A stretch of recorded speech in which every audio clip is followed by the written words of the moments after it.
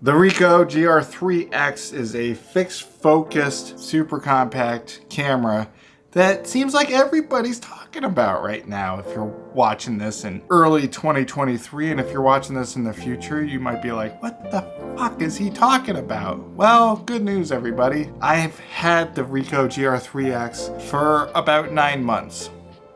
It's getting ready to have a baby. That's not true. This camera fits in basically every pocket that I have. My pants pockets, except for that little tiny pocket on my jeans, doesn't fit there. But it fits in like my hoodie pocket, it fits in my front pocket on my shirt if I have one of those, or my inside pocket on my jacket if I have one of those. So it's very compact, and that's one of the top 5 things that I like about this camera. I like the way that these photos look straight out of camera. When I first bought it, I was shooting raw with it basically because I didn't want one of those film simulations to bake in just in case it effed the photo up. Well, guess what? If it effed it up, that was just one photo. So just take another one. Right, Greg? Yeah, that's what I'm trying to say to myself. I started adjusting and switching over to film sims.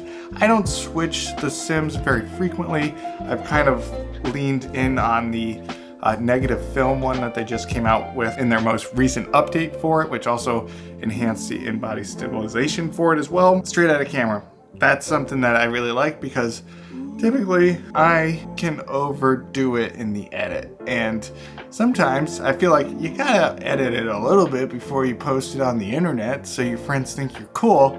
Well, I'm here to tell you, you don't need to do that for every photo, just if you fuck something up. I like how quickly it starts up, because if I keep this in my pocket and I'm pulling it out of my pocket, it means that I want to take a picture or something. So on the way up, I can turn it on and it's ready to go.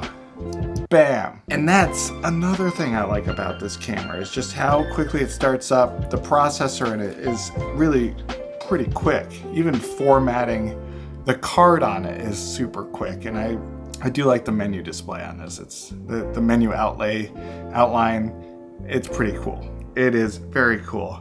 The exposure modes, one of my favorites is the highlight weighted one, where it exposes to like the highlights. So like these little Twinkie lights back here, it would focus on those as opposed to probably me. And that comes in handy for nighttime shots. Speaking of nighttime shots, the autofocus on the Ricoh GR3X is not great. It's very slow, it's sluggish.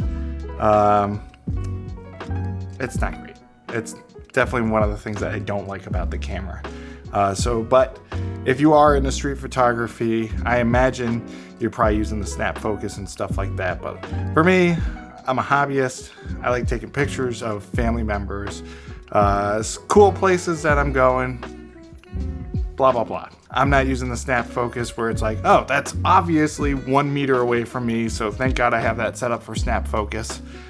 Bam, take the shot. That's not how I roll. That's not how I roll. I have not messed around enough with the snap focus for me to talk about it at any length beyond what I've already said. The exposure compensation wheel works, but it's really easy to accidentally hit it while you're kind of perusing and shooting and stuff. For the couple times that I accidentally hit the exposure compensation, really not the biggest deal, but it's something that kind of pisses me off in the moment a lot. When shooting, you don't have an EVF or an electronic viewfinder here. That's what makes this super compact, right? So you are just using the screen. Now it does have a daylight version of the screen, which boosts everything in the brightness, but I still find that it's lacking if you're shooting with the sun behind you like such. And that's kind of a drawback for me because I already have shitty eyes. As you can tell, I wear glasses. They're corrective, they're not ironic. When it comes to price, it's expensive. It's about, $1,000 or so, but it's available so people can purchase it, right? Because I think a lot of people are making videos about the Ricoh GR3X right now because the Fujifilm X100 series are not available. Story time. Now, when I was a younger lad, say about 9 months ago, I had the X100F.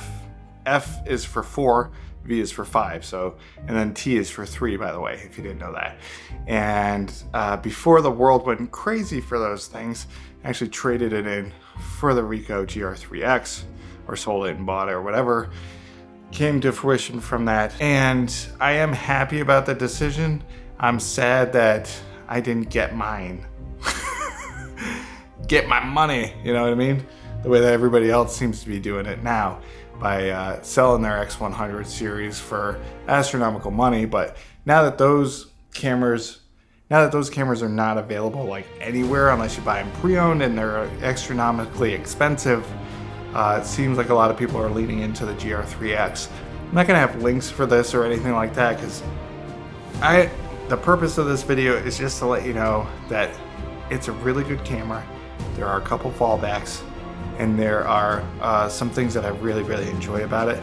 So if you are making a decision whether to do it or not, I would put it in the 4 column because I enjoy the use of it. I was kind of thrown off by the looks of it because it doesn't look, you know, trendy or vintage looking, but ultimately the quality of the photo speaks to what the camera can do, and it can do some really cool stuff. So enjoy.